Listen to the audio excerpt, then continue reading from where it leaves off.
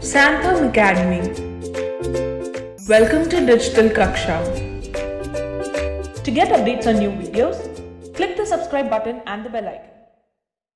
Hello students, today we will talk about the second poem of the book Flamingo, which is named as An Elementary School Classroom in a Slum by Stephen Spender.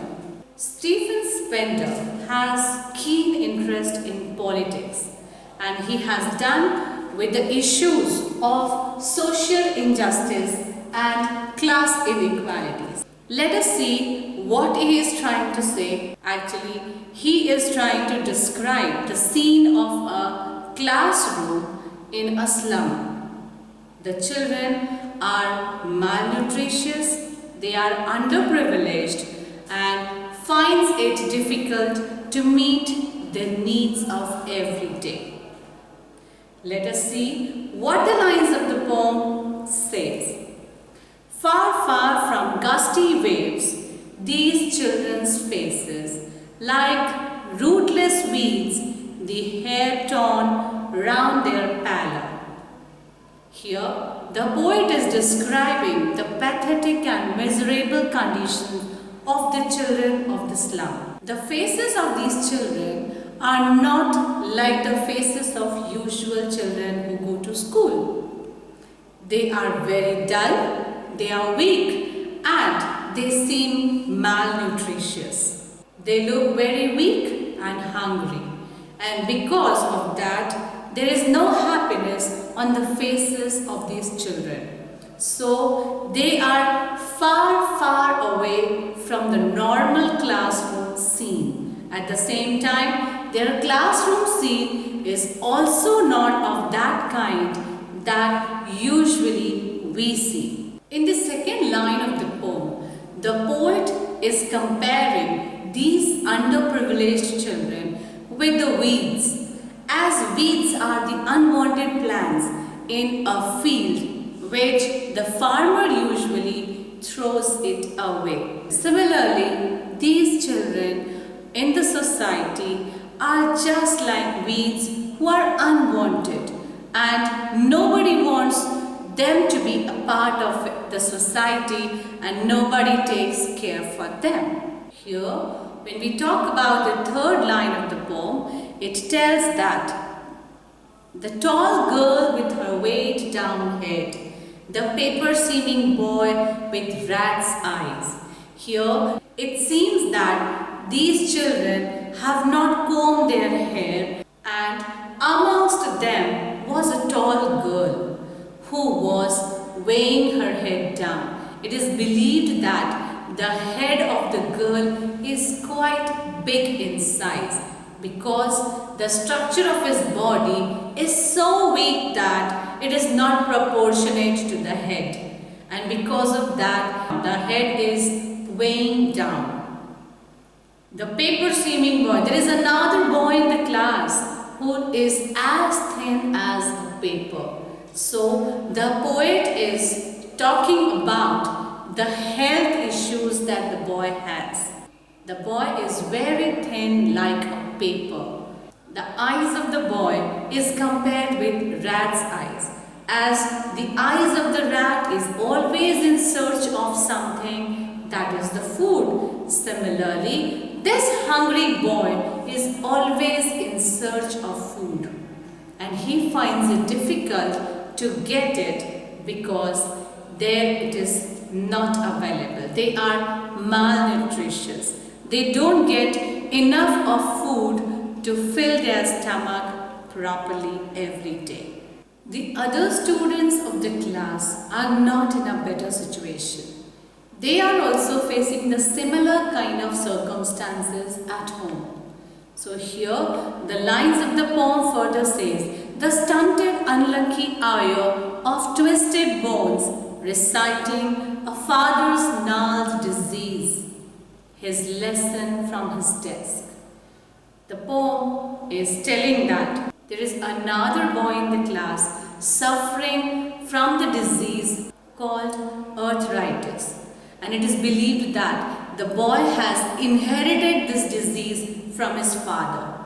He is finding difficult to make the movements in the class, and so he is reciting his lessons seated at a particular place. Because of that disease, the bones of the child has got twisted, and he is not normal child. He is not looking normal physically. Furthermore, the poem says that at back of the dim class, one unnoted, sweet and young, his eyes live in a dream of squirrel's game in tree room other than this. Now here further the poet is telling that there is another boy seated at the back of the class, and that boy, although is physically present in the class, but is looking outside the window. The view from the window is so pleasant that he could find a squirrel playing outside. The squirrel has drawn his attention. The squirrel is enjoying its freedom outside.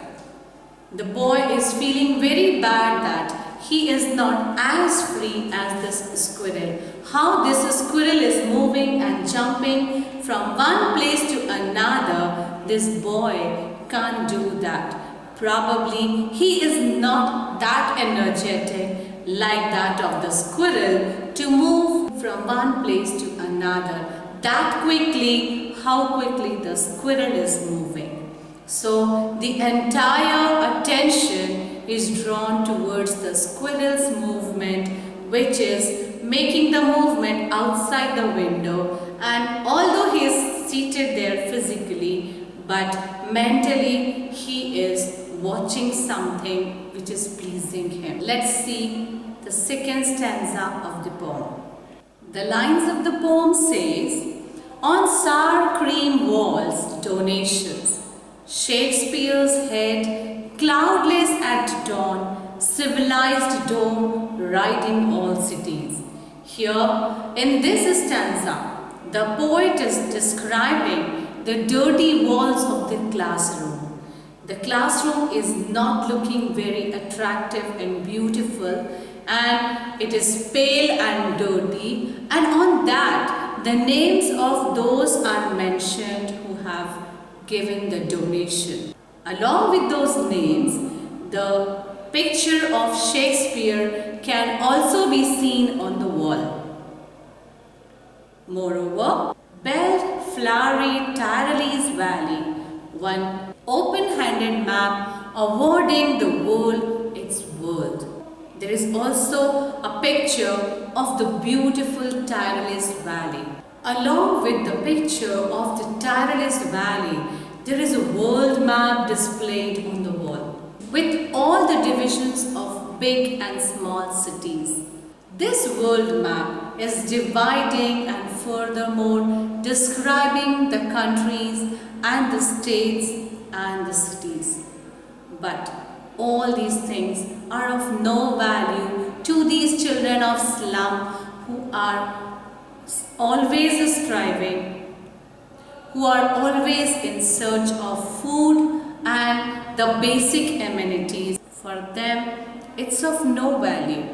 All these pictures have no meaning to these impoverished children. For them, their world is entirely different from that of the world which is described on the wall.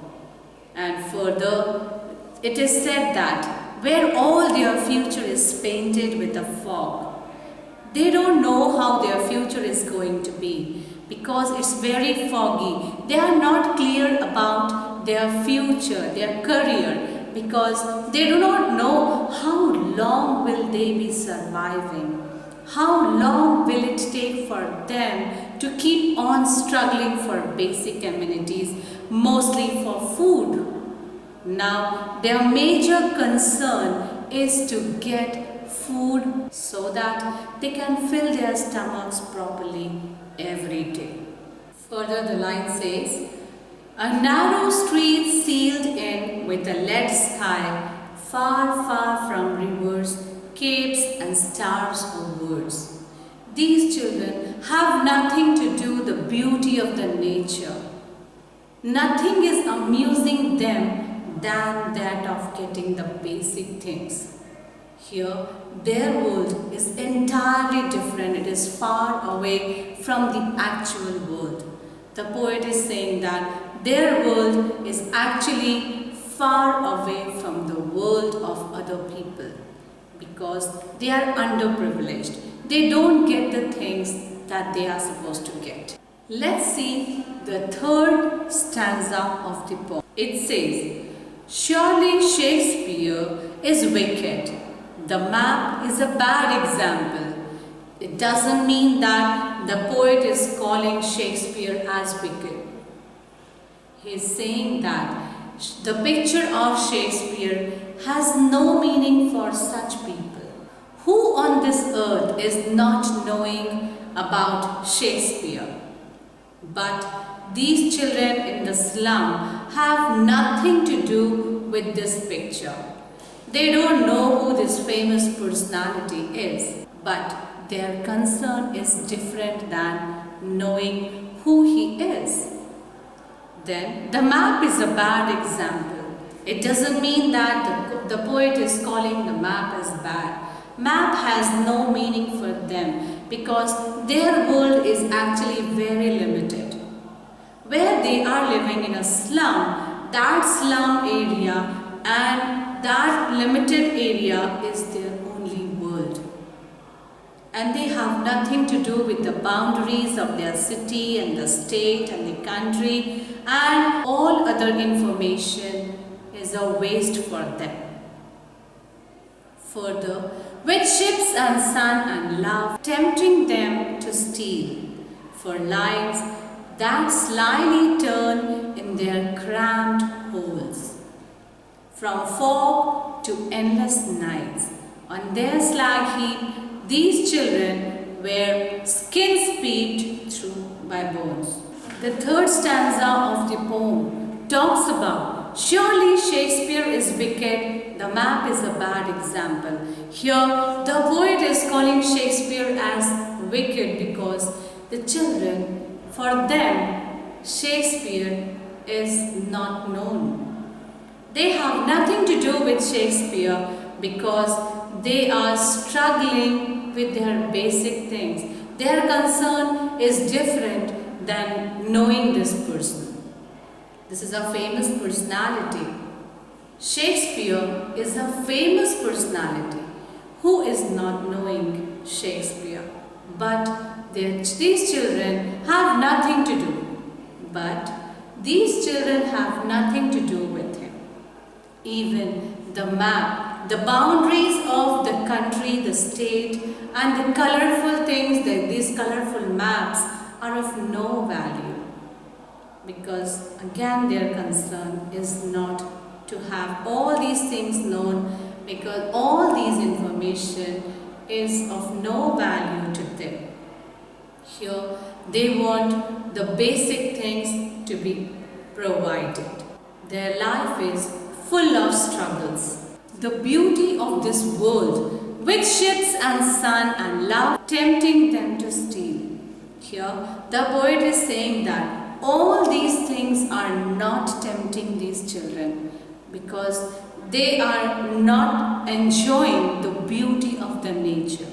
The ships cannot amuse them. The light of the sun is just a natural phenomena for them. Furthermore, for lives that slyly turn in their crumpled holes from fog to endless nights, they live in cramped holes where nothing seems pleasant, from fog to endless nights. Their nights, the darkness of their life, will never end up, it seems, because they have taken it as granted that our lives are going to be like this only. Further, where skins peeped through by bones and spectacles of steel, their body is so weak that their bones can be seen, can be counted. Their bones are clearly visible. They are so thin, they are so malnutritious that anyone at a first glance can understand that the children are not normal. And later on, it says that with mended glass like bottle spits on stones, all their time and space are foggy slum. So blot their maps with slums as big as doom. The poet compares their bodies to the garbage heap, telling that even the glasses that these children are wearing have cracks in them. It seems as if these glasses are made of cracked bottles. The broken bottles are joined and they are provided with the glasses. It seems like that. But these children are somehow meeting their daily needs. And because they are malnutritious, their eyesight is weak. Because of that, they have to wear their glasses. Their spectacles are also not of that good quality that they can manage or they look smarter in that. It is made of steel and the broken glasses of their spectacles seems as if it is made of broken bottles. So blot their maps with slums as big as two. All their life is destroyed in the slum. The poet is actually explaining the pathetic condition of these children. That they are so underprivileged that they are somehow managing the things. They are somehow passing the time. And all the beauty of nature and the things around them cannot please them and make them happy as it is unapproachable to them. The last stanza tells that unless governor, inspector, visitor, this map becomes their window and these windows that shut up their lives like catacombs. The poet is further telling that unless these government officials, inspectors and visitors who are visiting the school tries to help these children, their condition cannot get improved. They'll continue to suffer unless someone's lend a helping hand to them. That shut upon their lives like catacombs. Break, oh break open till they break the town. Here the poet is telling that unless the civilized people of the society tries to bridge the gap, this gap cannot be filled because there is a huge gap which needs to be filled so that these children can have improvement physically, mentally and even in the society. If these people bridge the gap, the life of these children would really become beautiful someday. Then further, the lines of the poem says that, and show the children to green fields and make their world run azure on gold sands and let their tongues run naked into books, the white and green leaves open. History theirs, whose language is the sun. Here the poet is ending up the poem saying that these children should be allowed to run freely. They should be given the freedom. Let us give them the basic things which are required for them so that someday they also come up and shine like a bright star. Let their language be the sun. Let them also give the opportunity so that they can shine in the world and do wonders in the future. Because they should always be given the same privilege that others are given. So dear children, here the poet through these slum children is trying to tell those who are exploiting such people that they should stop doing it.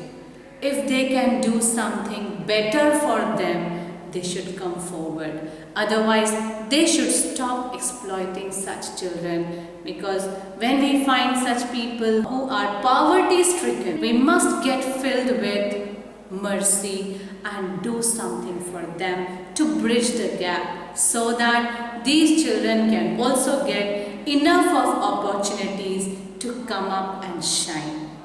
Let us talk about the poetic devices used in the poem.